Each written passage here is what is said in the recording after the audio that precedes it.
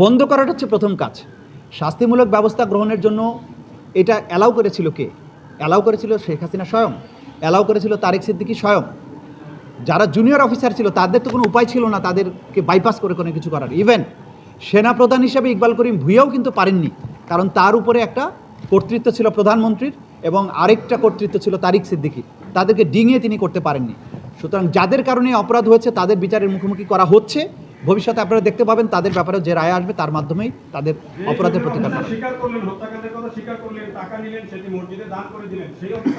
তদন্ত চলমান আছে, তদন্ত চলমান। মাননীয় প্রসিকিউটর, আপনার কাছে মনে হয় কিনা যে এটা জনমনে এক ধরনের পারসেপশন ক্রিয়েট হয়েছে যে এই নির্বাচনের পরে জুলাই গণঅভ্যুত্থানে যারা আসামি হয়েছেন বা যাদের বিচার চলছে, এখানে মূল কালপিট যারা তাদের বেশিরভাগই কিন্তু ধরাছোঁয়ার বাইরে চলে গেছেন, আর যাদের বিচার হচ্ছে এই বিচার কার্যক্রমটা চলমান থাকবে কিনা এক ধরনের মানুষের মধ্যে সংশয় আছে।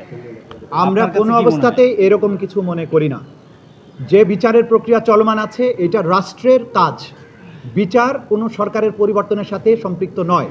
সুতরাং রাজনৈতিক সরকার এসেও এই বিচার চলমান থাকবে, কারণ এই অপরাধ বাংলাদেশের জনগণের উপরে সংগঠিত হয়েছে। এই অপরাধের বিচার করার জন্য রাষ্ট্র দায়বদ্ধ, কোনো ব্যক্তি নয়। সুতরাং নির্বাচিত সরকার যখন আসবেন তাদের কাছ থেকে আমরা আরও বেটার ডেজ আমরা আশা করি। আমরা মনে করি নির্বাচিত সরকার আসলে আমাদের যে সমস্ত লিমিটেশনস আছে সেগুলো দূরীভূত হবে, প্রয়োজনে ট্রাইব্যুনাল বৃদ্ধি পাবে।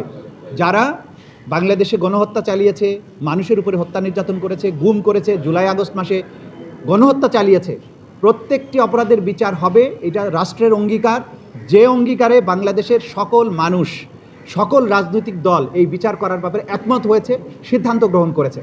যারা ভবিষ্যতে ক্ষমতায় আসবেন তারা বাংলাদেশেরই মানুষ এবং এই সব রাজনৈতিক দল যারা অঙ্গীকারাবদ্ধ বিচারটা করার জন্য। সুতরাং বিচারের উপরে কোনো প্রভাব পড়ার কোনো সম্ভাবনা নেই। ইনশাল্লাহ বিচার তার আপন গতিতে চলবে। রাষ্ট্র এই অপরাধীদের প্রকৃত শাস্তি নিশ্চিত করবে।